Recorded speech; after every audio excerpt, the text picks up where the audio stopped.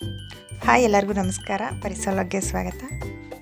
ಇವತ್ತಿನ ವಿಡಿಯೋದಲ್ಲಿ ಹಲಸಿನಕಾಯಿಂದ ಕಬಾಬ್ ಯಾವ ರೀತಿ ಮಾಡೋದು ಅಂತ ನೋಡೋಣ. ನೋಡಿ, ನಾನು ಈ ಥರ ಹಲಸಿನಕಾಯಿ ತೊಗೊಂಡಿದ್ದೀನಿ.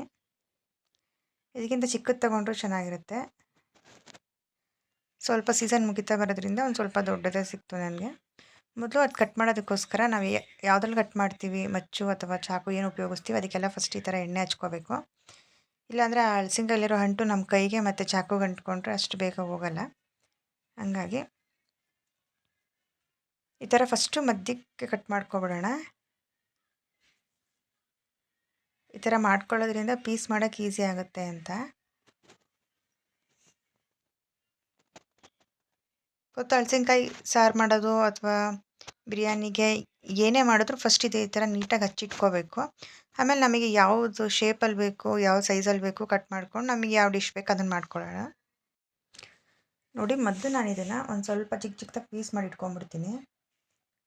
ಆಮೇಲೆ ಆ ತಿರುಳು ಮತ್ತು ಮೇಲಿರೋ ಆ ಮುಳ್ಳನ್ನ ನೀಟಾಗಿ ತೆಗಿಬೋದು. ಅದಕ್ಕೋಸ್ಕರ ಈ ಥರ ಸ್ವಲ್ಪ ಚಿಕ್ಕ ಚಿಕ್ಕ ಪೀಸ್ ಮಾಡಿ ಸೈಡ್ಗೆ ಎತ್ತಿಟ್ಕೊತಾ ಇದ್ದೀನಿ. ನೋಡಿ, ಈ ಥರ ಮಾಡಿ ಎತ್ತಿಟ್ಕೊಂಡಿದ್ದೀನಿ. ಇವಾಗ ನಾವು ಯಾವ ರೀತಿ ತೆಗಿಬೇಕು ಅಂತ ತೋರಿಸ್ತೀನಿ ನೋಡಿ. ನೋಡಿ, ಇಲ್ಲಿವರೆಗೂ ಫುಲ್ಲು ತಿರುಳಿರುತ್ತೆ, ಅದನ್ನು ನಾವು ತೆಗಿಬೇಕು. ಅದನ್ನು ತಿನ್ನಬಾರ್ದು. ಆಮೇಲೆ ಸೈಡಲ್ಲಿರೋದು ಆ ಗ್ರೀನ್ ಕಲರ್ ಏನು ಮುಳ್ಳಿದೆಯೋ ಅದನ್ನು ಫುಲ್ಲು ತೆಗಿಬೇಕು. ಅದು ನೀಟಾಗಿ ಗೊತ್ತಾಗುತ್ತೆ ನಮಗೆ. ನೋಡಿ, ಆ ತಿರುಳಿಟ್ರೆ ಹೊಟ್ಟೆನೋ ಬರುತ್ತೆ ಮತ್ತೆ. ಹಾಗಾಗಿ ಅದನ್ನು ನೀಟಾಗಿ ಈ ಥರ ಕಟ್ ಮಾಡಿ ತೆಗೆದ್ಬಿಡೋದು. ಮತ್ತು ಈ ಸೈಡು ಸ್ವಲ್ಪ ಮುಳ್ಳಿಗಿಂತ ಮುಂದೆ ತೆಗೆದಾಗ ನಮಗೆ ಗೊತ್ತಾಗುತ್ತೆ ಅದು ತೆಗಿತಾ ಇದ್ದಂಗೆ.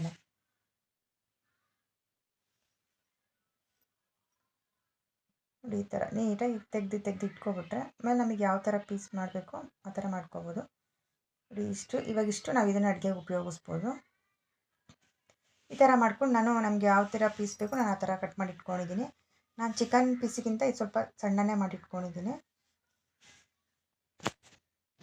ಇದು ಪೇಸ್ಟ್ ಮಾಡ್ಕೊಳ್ಳೋದಕ್ಕೋಸ್ಕರ ಒಂದೆರಡು ಗೆಡ್ಡೆ ಬೆಳ್ಳುಳ್ಳಿ, ಒಂದು ಸ್ವಲ್ಪ ಶುಂಠಿ ಮತ್ತು ಒಂದು ಸ್ವಲ್ಪ ಪುದೀನ ತೊಗೊಂಡಿದ್ದೀನಿ. ಪುದೀನ ಫ್ಲೇವರ್ ಇದಕ್ಕೆ ಚೆನ್ನಾಗಿ ಸೂಟ್ ಆಗುತ್ತೆ, ಹಂಗಾಗಿ ನಾನು ಪುದೀನ ಸ್ವಲ್ಪ ಜಾಸ್ತಿ ತೊಗೊಂಡಿದ್ದೀನಿ. ಈ ಮೂರನ್ನು ಹಾಕ್ಕೊಂಡು ಚೆನ್ನಾಗಿ ಪೇಸ್ಟ್ ಮಾಡ್ಕೊಳ್ಳೋಣ.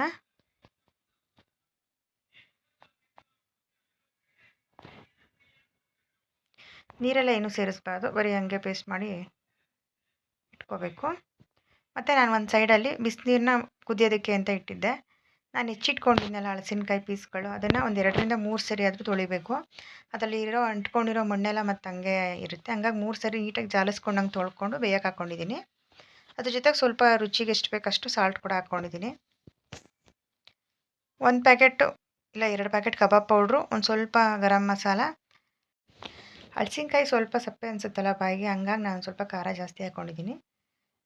ಮೆಣಸಿನ್ಕಾಯಿ ಪೌಡ್ರು ಕೂಡ ಆ್ಯಡ್ ಮಾಡ್ಕೊಂಡಿದ್ದೀನಿ. ಅದ್ರ ಜೊತೆಗೆ 1 ಮೊಟ್ಟೆ ಮತ್ತು ನಾವು ರುಬ್ಬಿಟ್ಕೊಂಡಿದ್ವಲ್ಲ ಪೇಸ್ಟು, ಅದನ್ನು ಫುಲ್ಲು ಹಾಕ್ಕೊಳ್ಳೋಣ. ಅದ್ರ ಜೊತೆಗೆ ನಾನು 2 ಟೇಬಲ್ ಸ್ಪೂನಷ್ಟು ಅಕ್ಕಿ ಹಿಟ್ಟು ಹಾಕ್ಕೊಂಡಿದ್ದೀನಿ. ಅಕ್ಕಿ ಹಿಟ್ಟು ಹಾಕೋದ್ರಿಂದ ಗರಿಗರಿಯಾಗಿ ಬರುತ್ತೆ, ಹಂಗಾಗಿ ತುಂಬ ಸಾಫ್ಟ್ ಆಗಿಬಿಟ್ರೆ ತಿನ್ನೋಕೆ ಅಷ್ಟು ಚೆನ್ನಾಗಿರಲ್ಲ. ಅದ್ರ ಜೊತೆಗೆ ನಾನೊಂದು ಅರ್ಧ ನಿಂಬೆಹಣ್ಣು ಹಾಕ್ಕೋತಾ ಇದ್ದೀನಿ. ಇದಿಷ್ಟು ನೀಟಾಗಿ ಫಸ್ಟೇ ನಾವು ಮಿಕ್ಸ್ ಮಾಡ್ಕೋಬೇಕು. ಆಮೇಲೆ ನಾವು ಒಂದು ಸ್ವಲ್ಪ ಬೇಯಕ್ಕಿಟ್ಟಿದ್ವಲ್ಲ, ಅದು ಬೆಂದಿದ ತಕ್ಷಣ ಬಸ್ತಿಟ್ಕೊಂಡು ಅದನ್ನು ಇದಕ್ಕೆ ಮಿಕ್ಸ್ ಮಾಡ್ಕೋಬೇಕು. ಇದು ನೀಟಾಗಿ ಒಂದಕ್ಕೊಂದು ಹೊಂದ್ಕೋಬೇಕು. ಆಮೇಲೆ ಇದನ್ನೇನು ತುಂಬ ಹೊತ್ತು ಮ್ಯಾರಿನೇಟ್ ಮಾಡಿ ಇಡಬೇಕು ಅನ್ನೋ ಥರ ಏನಿಲ್ಲ. ಆಲ್ಮೋಸ್ಟ್ ಬೆಂದಿರುತ್ತಲ್ಲ, ನಾವು ನೀರಲ್ಲೇ ಬೇಯಿಸಿದಾಗ ಡೈರೆಕ್ಟಾಗಿ ಮಿಕ್ಸ್ ಮಾಡಿಬಿಟ್ಟು ನಾವು ಫ್ರೈ ಮಾಡ್ಬೋದು. ಅದೇ ಅದು ನೀಟಾಗಿ ಪೇಸ್ಟ್ ಮಿಕ್ಸ್ ಆಗೋ ಥರ ಮಿಕ್ಸ್ ಮಾಡಬೇಕಷ್ಟೇ, ಒಂದು 10 ನಿಮಿಷ. ಈಗ ಮಿಕ್ಸ್ ಆಯಿತು. ನಾನು ಒಂದು ಕಡೆ ಎಣ್ಣೆ ಕಾಯಕ್ಕೆ ಇಟ್ಕೊಂಡಿದ್ದೆ. ಇವಾಗ ಒಂದೊಂದೇ ಪೀಸ್ ಹಾಕ್ಕೊಳ್ಳೋಣ. ನೋಡಿ, ಉರಿ ಸ್ವಲ್ಪ ಕಮ್ಮಿ ಇಟ್ಟು ಬೇಯಿಸಿದ್ರೆ ಚೆನ್ನಾಗಿರುತ್ತೆ. ನೋಡಿ, ಕಬಾಬ್ ರೆಡಿ ಆಯಿತು. ತುಂಬ ಚೆನ್ನಾಗಿತ್ತು ಟೇಸ್ಟು, ಚಿಕನ್ಗಿಂತ ಚೆನ್ನಾಗಿತ್ತು. ಚಿಕನ್ ಆದರೂ ಸ್ವಲ್ಪ ನಾವು ಅಗಿಬೇಕಾದ್ರೆ ಮಧ್ಯ ಮೆತ್ತಗೆ ಸಿಕ್ಬಿಡುತ್ತೆ, ಆದರೆ ಇದು ಒಳಗಡೆ ಎಲ್ಲ ಚೆನ್ನಾಗಿ ಫ್ರೈ ಆಗಿತ್ತು, ಚೆನ್ನಾಗಿ ಬಂದಿತ್ತು. ನೀವು ಒಂದ್ಸರಿ ಮನೇಲಿ ಟ್ರೈ ಮಾಡಿ ನೋಡಿ.